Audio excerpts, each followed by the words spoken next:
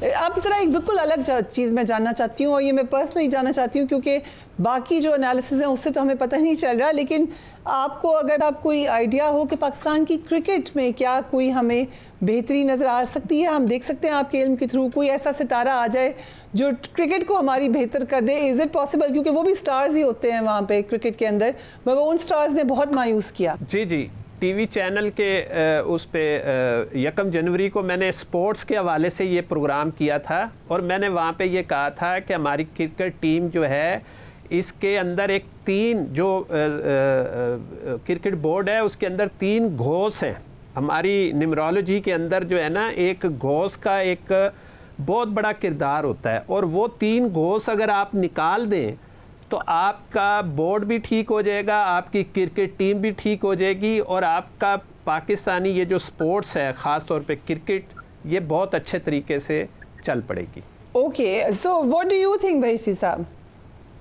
देखिए, मैं गुलामबाज भाई से ये अर्ज़ करूँ ना, हम कोई यूट्यूब देख के करते हैं, हम लोग इल्मी राय ही हमारी इल्मी राय होती। आपने जो बातें की वो हालात और वाक़यात जिस अंदाज से आपने बातें की है, और मैं 2006 से टीवी की दुनिया में मौजूद हूँ, और दुरुस्त ये बात मैंने पहले भी कहा था कि किसी सितारे की राय जो होती है वो मुख्तलिफ हो सकती है, उसकी राय इल्मी राय ठीक होती है, उसमें कई माने हो सकते हैं। देखें कि मैं आपको बताऊं, पाकिस्तान ठीक होने के लिए पिछले कई सालों से टीवी पे आते हैं और सालाना पेशन गोइयाँ करते हैं। आपके सामने जब तक पाकिस्तान से कोई सदका नहीं देंगे, मरी का इस वक्त 17 घर है, ये क्या जानता होगा, और बुर्ज के 2 घर से इस वक्त पाकिस्तान का ताल्लुक है, और इस वक्त मुकम्मल तौर पर आसिफ अली जरदारी के 17 अदद बनता है। जब इनके इल्मी राय के मुताबिक जब हम डालते हैं कि सितारों की दुनिया में, जब अगर इस वक्त शहबाज शरीफ के जो घर को देखते हैं तो वो 16 घर पर मौजूद है, मिलते जुलते पाकिस्तान के घर से मुकम्मल तसादुम है। मुझे नहीं लगता है कि किसी सूरत में जब तक अगर ये हुकूमत बरसर इक़्तिदार है पाकिस्तान तो माजरत के बाद में मुखलिफ हो रही हूं, क्रिकेट में भी कुछ अच्छा नजर नहीं आ रहा आपको? दोबारा बाबर आजम आएगा, रुजवान भी आएगा, आहिस्ता आहिस्ता क्रिकेट जो इसी साल बेहतरी की तरफ जाएगा इंशाअल्लाह।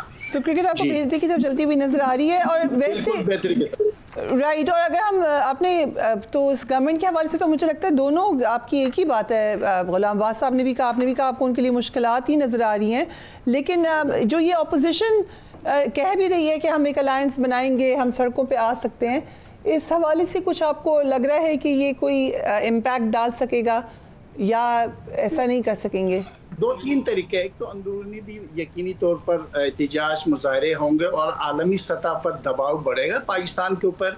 और इस वक्त जो तब्दीलियां जो है मौजूदा हुकूमत अगर छोड़े जाती है तो कभी जिंदगी में नस्लों दर नस्लों तक नहीं छोड़ेंगे, क्योंकि पता है पाकिस्तान इस वक्त मकरूज है, कर्जदार है, मसाइल है, इक्तिसादी मसाइल है, अमन अमान के मसाइल है, हर तरह के मुश्किलात पाकिस्तान की तरफ बढ़ेंगे। अमेरिका से लेकर आलमी सतह पर दबाव बढ़ेगा, यूरोप से दबाव बढ़ेगा, मुश्किलात पड़ेंगे। और पाकिस्तान के लिए मैं आपको दिल से बता रहा हूँ, ये ईमानदारी से बता रहा हूँ, ये मेरी राय बिल्कुल गलत हो, क्योंकि ये मुकम्मल तौर पर पाकिस्तान इस वक्त मसाइल पर है और मुश्किलात पर है। राइट। आपने इंटरनेशनल बात की, तो कभी आपने प्रेसिडेंट डोनाल्ड ट्रंप के हवाले से देखा हो, कोई वो शेयर कर सकें? देखिए, ट्रंप के हवाले से तो यही है कि वक्त के साथ साथ जाहिर बात है इमरान खान के लिए तो मौजूदा हुकूमत कभी नहीं छोड़ेगी, हम भी जानते, दुनिया सारी जानती। किसी बच्चे को भी उठा के लाओ यार, वो भी कह देगा इमरान खान को नहीं छूट सकता है। जब हम सितारों में देखते हैं तो दाएं बाएं के जो मामलात नजर आते हैं, हमारा अफगानिस्तान, फिर ईरान, फिर जाकर अमेरिका, यूरोप, बरतानिया, तमाम जब कंट्री से हालात देखते हैं, सितारों से गाइडलाइन दाएं बाएं, इन्हीं आलमी सतह पर दबाव और मसाइल और मौजूदा हालात इस चीज को कंट्रोल नहीं कर सकेगी, जिसकी वजह से इमरान खान रिहा होगा। और आप देखेंगे कौमी एक हुकूमत बनती हुई, फिर इलेक्शन होते हुए, बहुत से हालात चेंज होते हुए मुकम्मल तौर पर पाकिस्तान के घर में नजर आते हैं। राइट। तो मैं अभी आगे जा रही हूँ, लेकिन मैं आपके पास वापस आऊंगी। अगर साहब, अगर आप किसी का आपको लगे ऐसा जायचा या ऐसा कोई है सितारा कि वो प्राइम मिनिस्टर आपको नजर आ रहे हो जो बन सकते हैं इन द फ्यू इयर्स, ये मैं आऊँगी आपके पास, but I come back to you on this. अभी हम आगे जंजानी साहब के पास चलते हैं। अब इंटरनेशनली अब क्या नजर आ रहा है आपको? इंटरनेशनल, क्योंकि इंटरनेशनली जो भी डेवलपमेंट होगी वो पाकिस्तान से रिलेटेड है। हम गाज़ा के मामलात भी देख रहे हैं, एक तरफ जंग बंदी की भी बातें हो रही हैं, तो इंटरनेशनली किस तरह के मामलात नज़र आ रहे हैं? देखिए, पाकिस्तान का अब जिस एरा में पाकिस्तान दाखिल हुआ है, आने वाले सालों में बल्कि कई सालों तक पाकिस्तान का रोल, पाकिस्तान के फ़ैसले, पाकिस्तान का किरदार ग्लोबली एतबार से सराहे भी जाएंगे, माने भी जाएंगे और सुने भी जाएंगे कि पाकिस्तान की जो राय ये बड़ी मुकद्दम रहेगी, बड़ी अहमियत की हामिल रहेगी। और मैं ये भी देख रहा हूँ कि पाकिस्तान का जो ख़ास तौर पे अगला साल होगा 2026 की अगर मैं बात करूँ, चूँकि 2026 अभी ये साल चल रहा है 9 का, अगला साल आ रहा है 1 का, यानी गिनती 1 से शुरू होती है 9 पे ख़त्म हो जाती है। तो अगला साल जो है ये पाकिस्तान की एक यूँ समझ लें कि तजदीद है एक नई पैदाइश की या अहद की या आगे बढ़ने की।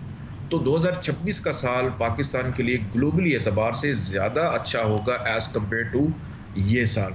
इस साल में तो यूँ समझ लें कि पाकिस्तान अपनी जगह बनाएगा, पाकिस्तान अपनी स्पेस बनाएगा, लेकिन अगले साल से पाकिस्तान को अप्रिसिएशन इस हवाले से ज़्यादा रहेगी। लेकिन दुनिया के हालात की अगर मैं बात करूं तो दुनिया के हालात में अब एक शिफ्ट आएगा जो कि टेक्नोलॉजी बेस्ड भी होगा और पूरी दुनिया के अंदर इस साल में बहुत सारे बड़े बड़े हादसात होना, सैलाब आना, कुछ तबाही के मामलात होना, यानी खुश्की, पानी का हिस्सा, पानी खुश्की का, यानी ये साल तब्दीलियों का साल है। इस साल के अंदर बहुत सारी ऐसी चेंजेस आएगी जो आने वाली आगे आने वाले जो साल हैं उसमें वो फिर चलेंगे। और बहुत सारे ऐसे ममालिक जो जंग बंदी की बात कर रहे हैं, लेकिन मुझे अभी ये ख़तरा है, मुझे ये भी खदशा है कि मैं भी शायद जंग बंदी के ऊपर उस तरह से अमल दरामद ना हो सके जून तक की मैं बात करूँगा जिस तरह से नज़र आ रहा है, या जिस तरह से डोनाल्ड ट्रंप जो है या अमेरिका जो है प्रेशर डाल रहा है मुख्तलिफ ममालिक के ऊपर जंग बंदी के हवाले से। ये भी हो सकता है सिलसिला जून जुलाई तक ये चले और उसके बाद की जाके चीज़ें थमेंगी। तो बीच में एक बड़ा सा कोई समझ लें कि रिएक्शन हो सकता है अजीब सा जो आउट ऑफ नो वे कहीं से आ जाए और सबके मिजाज के खिलाफ हो, तो ये चीज़ें भी कंट्रोल हो सकती हैं। बिलावल भुट्टो के बारे में भी आपने प्रेडिक्शन की थी, अब पीपल्स पार्टी को लग रहा है कि बिलावल भुट्टो प्राइम मिनिस्टर बनेंगे, आपको क्या लग रहा है बिलावल भुट्टो के हवाले से? वैसे बिलावल भुट्टो बिल्कुल प्राइम मिनिस्टर बन सकते हैं, लेकिन ये साल उनका नहीं है। ये साल तो अभी उनका सब्र करने का है, अपनी जो अज़दवाजी ज़िंदगी है उसको मज़ीद आगे चलाने निखारने का या अपनी फैमिली को बढ़ाने का साल। अगर उनकी तो अभी शुरू ही नहीं हुई है अज़दवाजी ज़िंदगी, बस आप कह रहे हैं कि होनी चाहिए शुरू। इस साल में होने जा रही है ना। अच्छा। मुझे नज़र आ रहा है कि इस साल में हो जाएगी, बल्कि आप ही के प्रोग्राम में मैंने जिक्र किया था 2025 का साल उनका शादी का या शादी के सिलसिले का इस हवाले से। अभी देख रहे हैं आजकल वज़न भी उन्होंने माशाल्लाह काफ़ी कम किया हुआ है, स्मार्ट लग रहे हैं काफ़ी। तो बिलावल बारल इस साल प्राइम मिनिस्टर अगर बन जाते हैं तो फिर रहती ज़िंदगी तक वो दोबारा प्राइम मिनिस्टर नहीं बनेंगे। ये साल उनका प्राइम मिनिस्टर बनने का नहीं है। अगर इस साल में वो छलांग मार के आ जाते हैं तो चंद महीनों के वो वज़ीर आज़म होंगे और उसके बाद उनको जाना पड़ेगा, बिल्कुल उसी तरह जैसे हमजा शहबाज शरीफ साहब कभी आ रहे थे, कभी जा रहे थे, कभी आ रहे थे, कभी जा रहे थे।